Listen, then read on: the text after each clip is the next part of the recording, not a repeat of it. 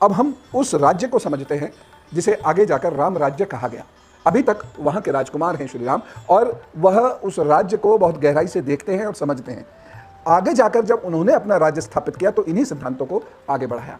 वह जो प्रश्न करते हैं वही प्रश्न मैं आपके सामने बोलता चला जाता हूं। अयोध्या कांड के 100वें सर का ये हिस्सा है। ये मुझे व्यक्तिगत रूप से बहुत पसंद है, और जो भी अगर सौभाग्यवश कोई नीति निर्धारक ये कार्यक्रम देख रहा हो, पॉलिटिशियंस यदि ये कार्यक्रम देख रहे हो, ब्यूरोक्रेट्स ये यदि कार्यक्रम देख रहे हो, वो बच्चे और वो युवा जिनका जीवन में आगे लीडर बनने का ख्वाब हो, चाहे वो बिजनेस लीडर बनना चाहे, चाहे वो पॉलिटिकल लीडर बनना चाहे, लेकिन अगर वो लीडर बनना चाहते हैं तो वह भी इसके मर्म को समझें। लीडरशिप क्या होती है ये समझ में आ जाएगा।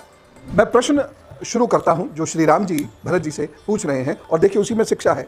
वो क्या कहते हैं? तात, बड़े हैं ना, तो तात ही कह रहे हैं।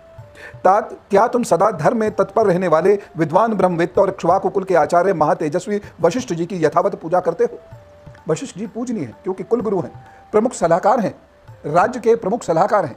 इन आचार्यगणों को आप हल्का मत जाना कीजिए। इन आचार्यगणों का कार्य ये नहीं है कि ये धर्मशास्त्र सुनाते रहें, या आपसे फला मंत्र बताते रहें, या शंख बजवाते रहें, या आरती उतरवाते रहें। इसके साथ साथ इसके आगे के कार्य भी ये करते हैं। वो क्या? शिक्षा देने का कार्य। और शिक्षा ही नहीं देते बल्कि ये सलाह भी देते हैं राज्य को। आज वो व्यवस्थाएं खत्म हो रही हैं, और इन व्यवस्थाओं के खत्म होने से बहुत नुकसान भी हुआ है। कौन भूल सकता है चंद्रगुप्त मौर्य का साम्राज्य? वह मूलतः चाणक्य का साम्राज्य है। उसके आगे भी चाणक्य की नीतियां ही काम करती रही हैं, और समय समय पर ऐसे महान संत इस धरती पर उत्पन्न होते रहे हैं जिन्होंने अपने वाक्यों से, अपने विचारों से राजाओं को सलाह दी। अब ये राजा कौन है आधुनिक युग में? MLAs, MPs, ब्यूरोक्रेट्स, जो सीनियर ब्यूरोक्रेट्स हैं, वो सब, ये सब राजा ही हैं आज के दौर के, ये सब सामंत ही हैं आज के दौर के। इन लोगों को यही आचार्यगण अनुकूल अवसर पर सलाह भी देते हैं। क्यों सलाह देते हैं? क्योंकि यह बिना किसी लालच के कार्य करते हैं, अध्ययन करते हैं, समाज का अध्ययन करते हैं, इसलिए इनके पास अनुभव बहुत ज़्यादा होता है। लालच होता नहीं है, इसलिए चाटुकारिता नहीं करते हैं। वो संत ही नहीं है जो चाटुकारिता करे।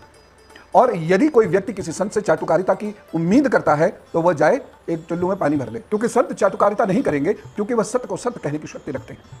और अच्छा व्यक्ति वही है, अच्छा नायक वही है, चाहे वो बिजनेस का नायक हो, चाहे वो फौज का नायक हो, चाहे वो पुलिस का नायक हो, चाहे वो राजनीति में नायक हो। अच्छा नायक वही है जो सत्य को समझे, स्वीकारे, चाहे वह उससे कितना भी दुख क्यों ना महसूस करे, क्योंकि सत्य को स्वीकारने से दुख कम हो जाते हैं।